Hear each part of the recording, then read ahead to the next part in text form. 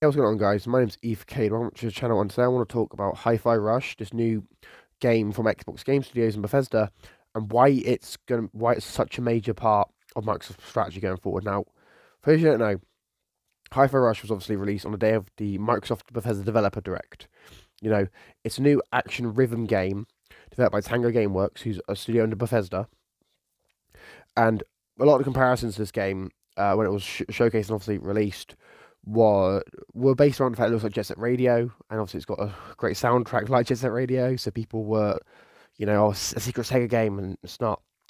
And what I feel with this game is it is vital to Microsoft's future success as a game platform. Now, what do I mean? Well, this game was obviously released day and day on Steam and Xbox. It was on Game Pass day one, so it's available on Xbox. It's also on Xbox Cloud Gaming as well, so that's great.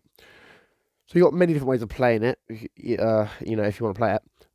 Now, what does this mean? Well, to be fair, Microsoft's never been a major player in the Japanese game market.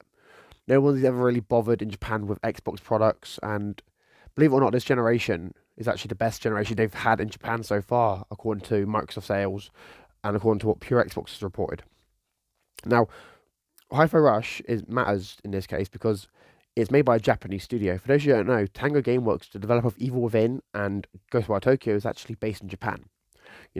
They know the Japanese market better than any of the other studios within Microsoft, and they wanted to make a game that wasn't a horror game, and they'd made one, which is what Microsoft kind of needed. Microsoft needed a third-person action game that would appeal to a mass audience, or would be able to get people on Game Pass, or get people to buy it, or get people talking about Xbox. And they released it on the day of their big developer direct, where they showcased 5 different games coming soon.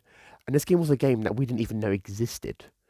But from what sales charts have been reporting, from what people what the discourse on Twitter and YouTube, there's a lot going on about this game, and it seems to have really touched a lot of an audience. Now, why is this big for Microsoft in the future? Well, it gives them a huge new franchise they can explore in Japan, and could make them a more compelling option in a lot of people's eyes to Sony and Nintendo in the Japanese market. It also means that it's a new game on Game Pass, and Game Pass obviously just continue to add value, continue to add games as well. And well, one big thing with this game as well is it also shows Microsoft in a stronger position than they were a couple of years ago. Because for those who don't know, before Microsoft bought Bethesda, they were going on studios buying all these different studios, and they bought Bethesda, and now they're trying to buy Activision. But I will say this, and I said this in my Activision video, but I think a lot of Sony ponies ignore this. A stronger Microsoft and a stronger Xbox makes a stronger PlayStation, because if Microsoft is then able to compete better with Sony, Sony is then better equipped to fight back and better equipped to challenge Microsoft. That's what gaming needs to be. Gaming is quite a competitive market. Not all companies survive, and with Sony and Microsoft being the 2 big major console manufacturers according to the FTC, they didn't classify Nintendo for some reason. They think they're their own thing. Uh, then Microsoft having stuff like Hi-Fi Rush and being able to appeal to a wider audience and be able to actually fight Sony in markets that Xbox was never really relevant in, it's huge for Xbox, and it's huge for PlayStation as well, because now it's more competitive. There's more of a reason to choose, or maybe if you can't choose, you buy both. It doesn't really matter which one you choose, in my opinion, but Microsoft being stronger, thanks to games like Hi-Fi Rush and the Bethesda deal and the Activision deal, make Sony stronger as well, because Sony then has to compete. Sony has to then, think, what would we make, what appeals to our audiences.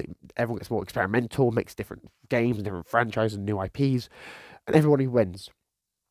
Anyway, guys, let me know your thoughts about this in the comments below. What do you think about Hi-Fi Rush? Do you think it's a good game? Do you enjoy it? Do you not enjoy it? Leave all those thoughts in the comments down below. If you're new here, make sure to subscribe, like, share. I normally focus on retro content, but I am trying to do a bit more stuff on modern gaming. So if you're interested in some of that, make sure you subscribe and share, and like, all that good stuff. And I'll see you all in the next one. Peace.